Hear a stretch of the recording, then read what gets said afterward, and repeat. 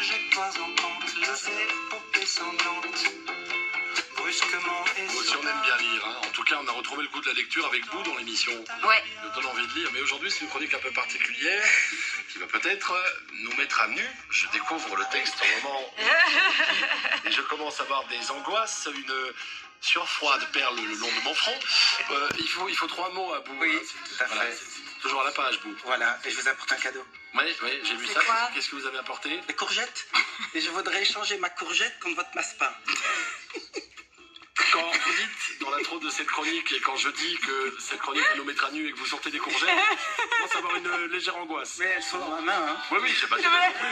Peu importe. Qu'est-ce que c'est que cette histoire? Et bien, on va mettre à l'honneur une maison d'édition, Courgette Édition. Ah, c'est Courgette Édition. Voilà. Et donc c'est pour ça que vous êtes venu avec des courgettes. Mais oui, voilà, et puis quand j'ai entendu que vous Drôle, ça. parliez de massepain, je me dis, oh non, moi j'aime trop le massepain. Et puis vous allez peut-être l'utiliser pour la fin de la chronique, la courgette. En tout cas, D'accord. on compte sur Camille pour avoir des idées. Je vais y aller peut-être, ou je ne sais pas. 3 mots quand même, malgré ça. Vous... Voilà, oui, épistolaire. Épistolaire, c'est le premier. Oui, on va faire référence au livre de Cindy van der Meulen, qui est l'éditrice en plus, et qui réalise son rêve d'écrire avec sentiment dévoué. Et ben, on est dans une relation entre deux personnes qui s'écrivent et qui se dévoilent, mais pas trop. Et puis écrire aussi, c'est écrire sa vie, dévoiler ses rêves, ses fantasmes, aller dans l'imaginaire, raconter ceux que l'on croise, raconter ceux que l'on aime ou ceux que l'on aime.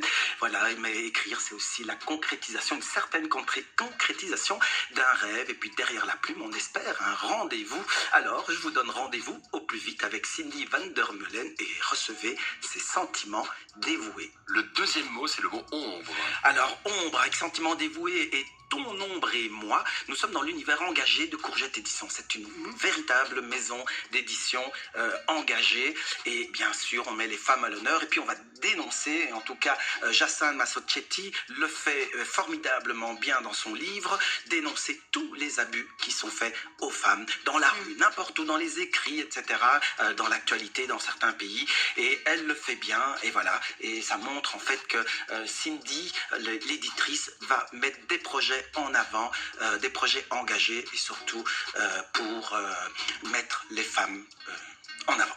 D'accord. Elle est protégée. Et puis un troisième mot, calendrier. Ah bah oui, cher Michael, j'ai un projet pour vous et pour moi, je vous laisserai pas tout seul. Ce qui est intéressant aussi, c'est qu'elle laisse la parole, hein, Cindy, aux hommes. Et ici, vous voyez le calendrier des masculinités alternatives, un regard féministe par les hommes. Et en fait, Camille va nous garder au moins 1 an dans sa cuisine avec de belles photos d'hommes. Et donc, je vous propose, Michael... Le principe, c'est des hommes qui les hommes qui exposent leur corps, leur vision, voilà, de la féminité. de la féminité. Ouais, comme les calendriers Voilà, des dieux du stade et ce genre de choses. Exactement, mais ici vraiment avec une sincérité. Et chaque personne a une certaine personnalité, une certaine orientation, une certaine philosophie. Et donc la photo est prise en fonction de leur philosophie. Et puis vous avez un QR code à chaque mois. Ouais. Ah oui, Et puis, ça nous permet de voir le podcast, l'interview, l'entretien avec chaque personnage. Et voilà. Eh bien, moi, je vais plutôt prendre une pile de livres comme accessoire, puisque ça me parle un peu plus. Pour faire la photo, vous voulez dire? Faire la photo au calendrier. Ok. Mon mois de novembre, je le prends. Je ne sais pas quel est votre mois préféré, Michael. Octobre, son anniversaire. Octobre, c'est mon Octobre, anniversaire. c'est super bien pour faire un velouté de courgettes. Et pourquoi vous voulez que je fasse, vous voulez pas que je fasse une photo avec une courgette? Non. Mais c'est en référence à la maison d'édition, Voilà. c'est logique. Oui. Voilà. Et un transistor. Moi, j'étais resté sur la féminité quand même, sur le concept du calendrier. Et pourquoi Mais pas un transistor de radio? Ah oui, pourquoi pas. Hein, Un micro. voilà.